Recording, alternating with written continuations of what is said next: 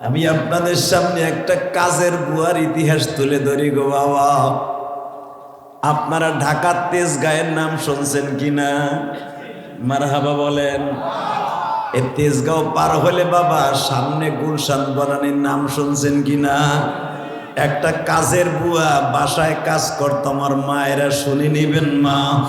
বাসায় কাজ করত, হজের আর মাত্র 19 দিন বাকি আছে। বনানীর একজন শিল্পপতি স্ত্রী, স্বামী স্ত্রী হজে যাবে। কাজের বুয়ারে বলছি, ও রাবেয়ার মা, আমার এহরামের কাপড় 4টা ধুইয়া দাও।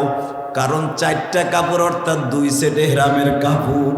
ওই কাজের বুয়া সাবধানে বাবা, কাজের বুয়াটা সাবান দিয়া এহরামের কাপড়টা ধুইতেছে। বাজান ওই এহরামের কাপড় ধোয়া পানির সাথে চোখের পানিও গড়ায় গড়ায় পড়তেছে। কাজের বুয়া বালতির মধ্যে নিয়ে যখন এহরামের কাপড়টা ধুইতেছে, চোখের পানি বালতির মধ্যে পড়ে আর বলে, মালিক রে, আমার মালিকের টাকা আছে, তোমার মক্কা মদিনা দেখতে।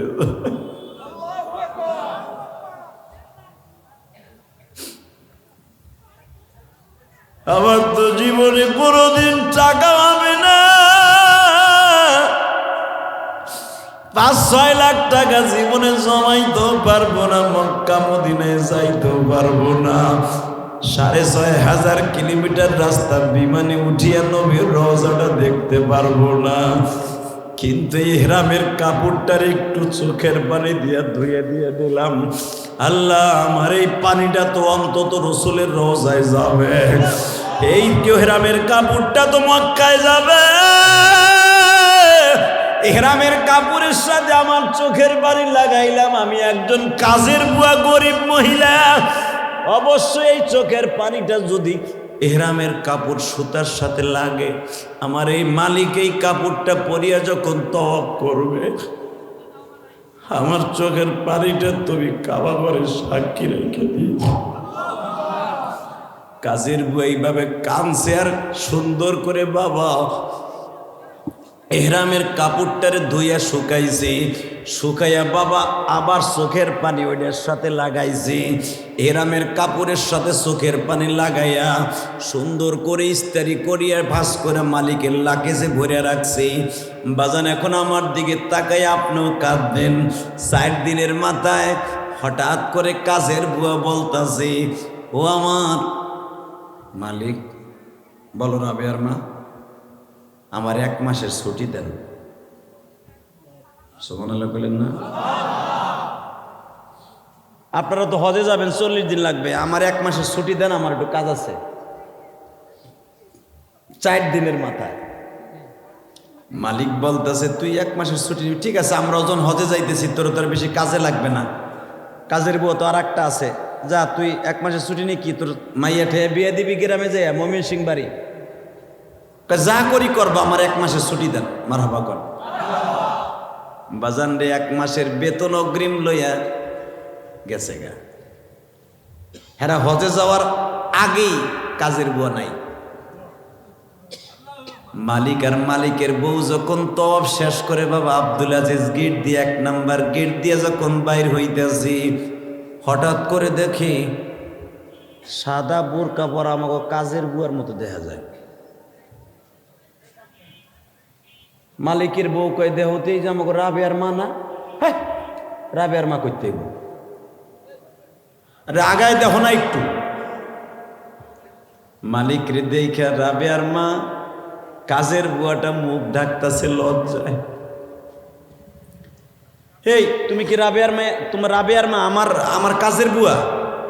চোখের পানি ছেড়ে দিয়ে কয়, মালিক, হ্যাঁ, আমি আপনার বাড়ির কাজের বুয়া। তুই কেমনে আইলি? তুই 1 মাসের ছুটি নিয়ে না গ্রামের বাড়ি গেলি? মালিক, আমি সিটি নিয়ে কেন আসছি জানেন? আপনি শোনেন নাই?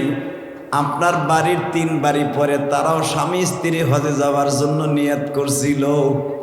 হঠাৎ করে ওই বাড়ির মালিকের স্ত্রী মারা গেছে, শোনেন নাই? হ, আমি 2 বাসায় কাজ করতাম, আপনার বাসায় আর ওই বাসায়। হঠাৎ করে তার ছেলেরা সিদ্ধান্ত নিল।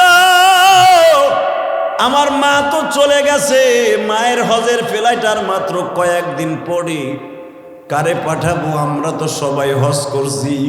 রাবেয়ার মা কাইন্দা কাইন্দা আমার মায়ের খেদমত করছে, আর কাউরে না, তুই চলে যা।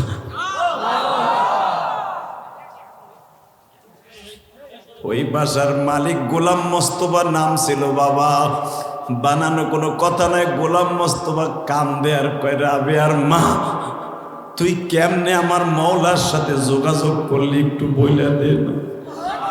ও মালিক, আমি কেমনে কবুল হয়েছে আমি এইটাই বুঝছি, আমার জীবনে এইটাই সবচাইতে বড় আমল।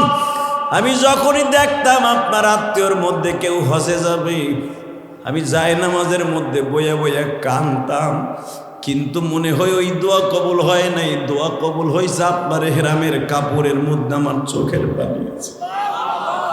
কেমনে কেমনে কত কত আপনি না আমারে কইছিলেন এহরামের কাপড়টা একটু ধুইয়া দিয়ে ইস্তারি করে রাখ, আমরা আর মাত্র 21 দিন পরে হজে যাব।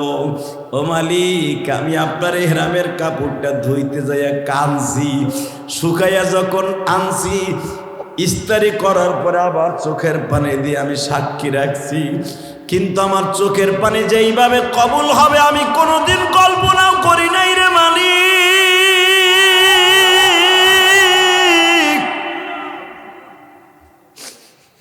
গোলাম মোস্তফা বলে, রাবেয়ার মা আমি দোয়া করি তুই জানো রাবেয়া বস্তির মতো হইয়া যাস।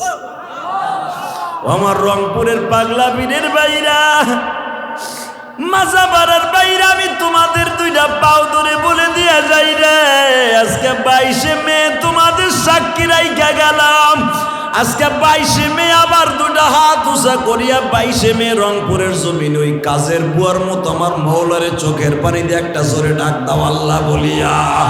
জোরে একটা ডাক দিয়া 22 মে আল্লাহকে দেখাইয়া বলো, মালিক রে হজে যাওয়ার জন্য এই যে দেখো এক পাগল দাঁড়ায় গেছে গো, তোমার নবীর পাগল। ওই যে এক বাজান দেখো হাত উঁচা করে মক্কা মদিনায় যাবে নিয়ত করে চিল্লায় আর কাঁদে। সর্বনার মুরিদ ওইখানে আছে মালিক, কার চোখের পানি এখন কবুল করবে আমি জানি না। ওই গরমের মধ্যে 22 মে এদের চোখের পানিগুলা 2024 সালকে সাক্ষী রাইখে গেলাম।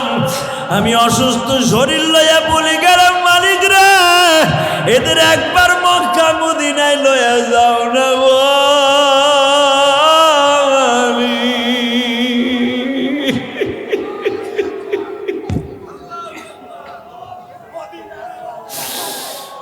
মদিনায় আমার জান,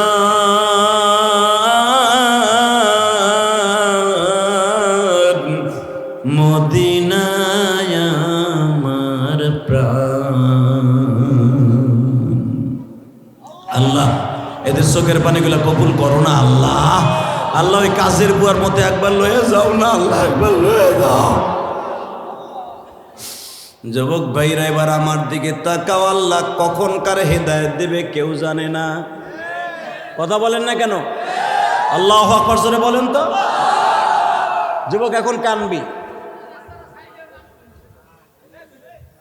এই এদিকে তাকান। জুনায়েদ বাগদাদি এত বড় জানোয়ার ছিল, জুনায়েদের মতো এত বড় জানোয়ার বাগদাদের জমিনে, ইরাকের জমিনে আর কেউ ছিল না।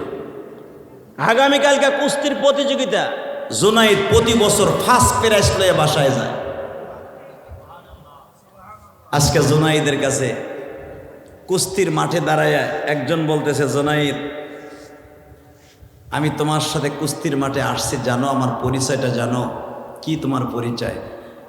আমার নাম জাবের ইবনে আব্দুল্লাহ কুরাইশি। তুমি মক্কার থেকে আইছো কুস্তি লাগতে আমার সাথে? শুধু আমি মক্কারি ছেলে নয়, আমি রসুলের বংশের মানুষ। জোরে জোরে জোরে জোরে জোরে জোরে জোরে জোরে জোরে জোরে জোরে জোরে জোরে জোরে জোরে জোরে জোরে জোরে যুবক জোরে জোরে জোরে জোরে জোরে জোরে। ইশকে নবী যার অন্তরে আছে সে এখন ঠিকই পাগল হয়ে যাবে। জুনাইদের মতো